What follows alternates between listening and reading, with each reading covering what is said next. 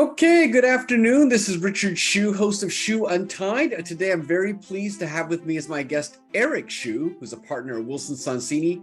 Eric, welcome to the program. Thanks for having me on.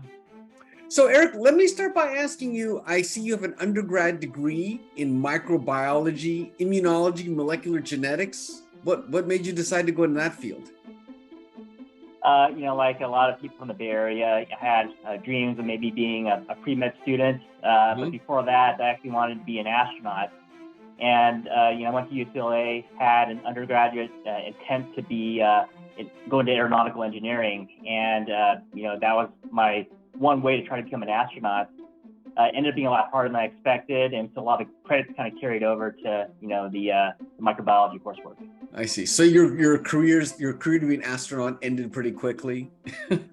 Yeah, didn't even get off the ground. Right. So then how did law school come into the picture? Was that your fallback plan, or how did that come into the picture? Yeah, so I had a job, doing kind of lab testing for a while, and the opportunity came across where I started thinking about how to apply my knowledge in that area. I think that working in the lab is not super motivating, and so law is something that I thought could use my talents better. And I ended up being really fortunate because coming out of law school, I was able to apply my life sciences background to my practice work. I work with a lot of medical device companies, and that is a very useful kind of feature to have, where I can kind of engage in conversations with them about their work and really kind of help them out. Mm-hmm. Did you like law school? Was it very different from what you had done as an undergrad? Yeah, it's kind of totally different. I had a kind of a renewed focus when I went to law school. I think having the job in between of working in the lab, where it wasn't really very exhilarating. It's kind of a job I consider to be kind of a low ceiling job, not really motivating. And so going to law school, I was really excited to try to apply myself in a new way. Now, a lot of scientists, end up going to patent law. I see you didn't go into that. Was that a deliberate decision or more of an accidental one? It was kind of like a combination of both. I did get my patent bar. I took the test, so I am qualified to, write patents, but I've never written one in my entire life, not even a sentence. And I think it's a useful feature for kind of marketing purposes, because I understand, some of the lingo that goes on, right, the patent process. So it is a useful background to kind of have in this line of work. But coming out of law school, I was fortunate enough to get a job at Wilson. My group that I'm with right now is a kind of a corporate, practice group there, where we focus on, medical devices and diagnostics and other kind of instruments in the life sciences industry. And I think my patent background there, again, is like very useful for helping to understand the technology, the process, a lot of the milestones that, my clients need to meet. So how would you describe your practice now? You say is it almost all life sciences and medical devices, or do you do some tech as well? What is kind of your industry makeup now? Yeah, I'd say I focus on, medical devices, diagnostics. There's also kind of a change in the way that people are thinking about technology, where we have a traditional kind of medical instrument or device, but with some sort of a technical or technology-based component or some sort of web-based component, where it's kind of an overlap where, you have maybe an instrument that collects data, right, to kind of, be more useful. Machine learning is now being applied. And so there's a kind of a big crossover between traditional technology and kind of the new wave of things. Mm-hmm. So I think it's, I'm really lucky to kind of be able to kind of expand my practice to include other areas.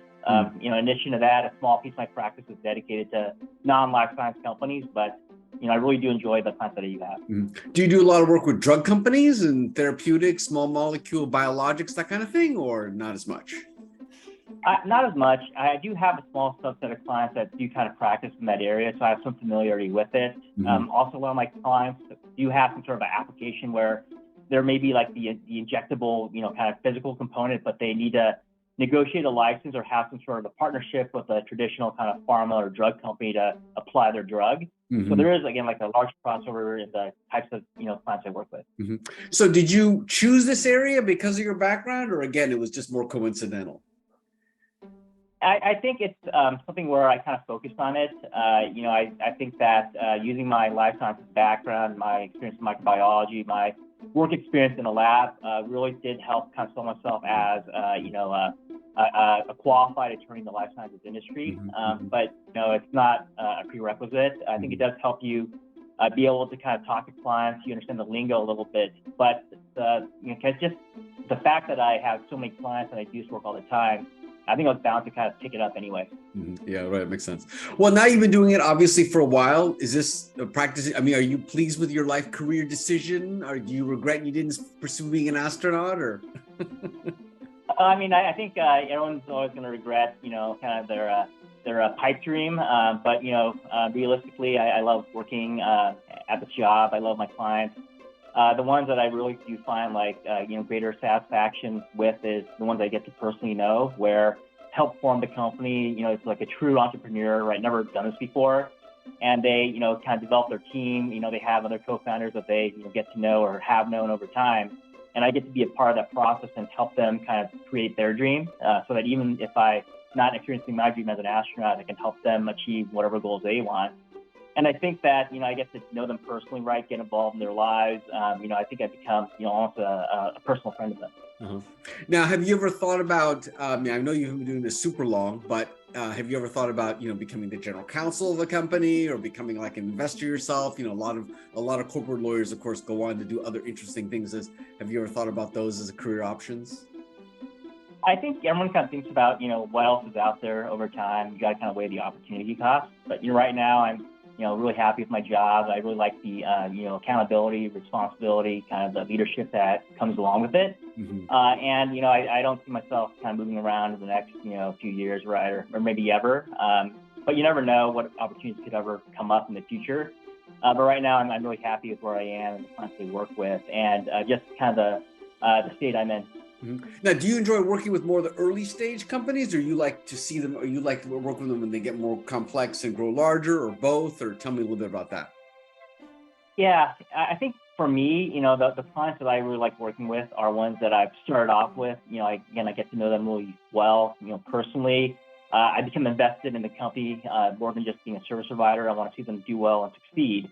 And I think that as those companies kind of grow, they mature. I like to be part of that process. Seeing whatever kind of opportunity comes across them. I'm really happy whenever they succeed, and it feels like I was a part of that.